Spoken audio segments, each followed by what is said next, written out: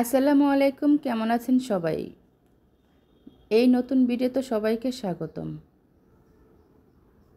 আজকে রান্না করব আমি এই যে বাটা মাছ দিয়ে গুঁড়া মাছ চচ্চড়ি এবং এখানে আছে ডাঁটা আলু, এগুলো দিয়ে আমি আজকে রান্না করব এই চচ্চড়ি। চচ্চড়িটা আসলে অনেক মজা হয়। এখানে আছে ইলিশ মাছ, ঠিক আছে?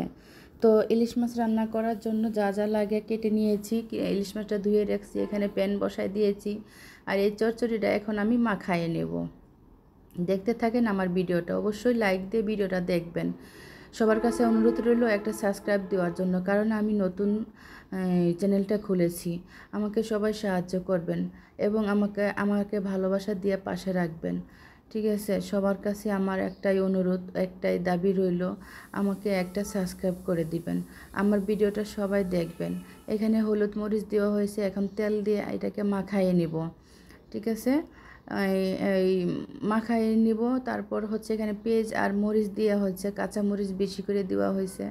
আমি অবশ্যই এক হাতে ভিডিও করি আর এক হাতে মাখাইতেছি, এই কারণে একটু সমস্যা হচ্ছে, প্লিজ মানিয়ে নেবেন। আর এটাকে এখন আমি মাখাবার যাই, আমার আঙ্গুলে যে ব্যথা এটা আমি দেখাইলাম, কারণ এই আঙ্গুলে ব্যথা হয়েছে কী কারণে, মাছ কাটতে গিয়ে আমার হাতে যে কী মাছ জানি, শিং মাছে আমাকে গালি দিয়েছিল, মানে কাটা ফুটাইছিল। তো যাই হোক, অনেক কষ্ট করে আমি মাখাই নিলাম। তো আজকে সারাক্ষণ বৃষ্টি বৃষ্টি, আজকে কয়েকদিন থেকে একটানা বৃষ্টি হচ্ছে, বুঝছেন? তবে ঠান্ডার দিন, এইখানে তো মনে করেন এই খিচুড়ি খাওয়ার জন্য আজকের দিনটা অনেক ভালো।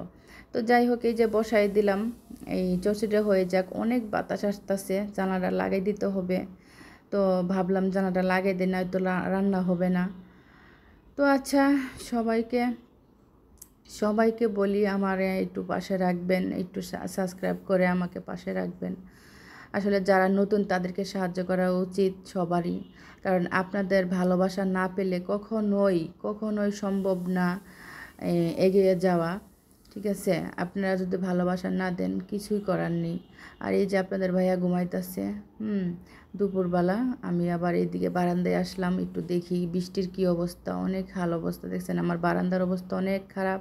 এটাকে ঠিক করতে হবে, ক্লিন করতে হবে। আজকে সারা দিন বৃষ্টি, একটুও থামে নাই, আর প্রচুর পরিমাণ বাতাস ছিল, প্রচুর।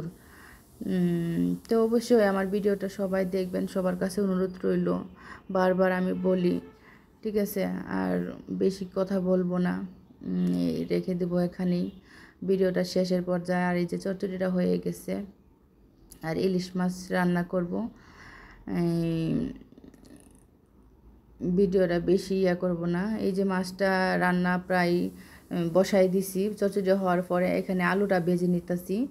তো এই যে আলুটা ভেজে নেওয়ার কারণে আলু দিয়ে ঝোল করব ইলিশ মাছ। আজকে আমার কাছে অনেক দিন থেকে মন চাইতেছে ইলিশ মাছ, মানে অনেক পাতলা ঝোল একটা হবে। তো মাছটা একটু হালকা ভেজে নিলাম। এই যে সব কিছু এখানে কষানো হয়ে গেছে।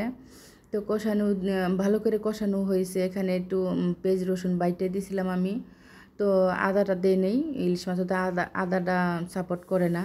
তো যে খান আর কি, যারা খান খাবেনি। আর এখানে আমি পানিটা দিয়ে দিব, আমি অনেক পরিমাণ পানি দিয়ে ফেলছি, হ্যাঁ। অনেকটা ঝোল হয়েছে, তবে তরকারিটা অনেক মজা হয়েছিল। পরে ভয়েস দিছি তো তার জন্যে বললাম। এই যে দেখছেন তরকারির কালারটা কি সুন্দর আসছে। তো সবাই চেষ্টা করবেন এইভাবে খাওয়ার জন্য। আজকাল বৃষ্টির দিন, তো ভাবলাম যে আমি একটু ঝোল খাই, ঠিক আছে? তো এই যে অনেক বৃষ্টি হচ্ছে, বারবার দেখাইলাম। তো ভিডিওটা আর বড় করব না, অনেক বড় হয়ে গেছে। এই যে এখানে চচ্চড়ি তরকারি হয়েছে, তরকারি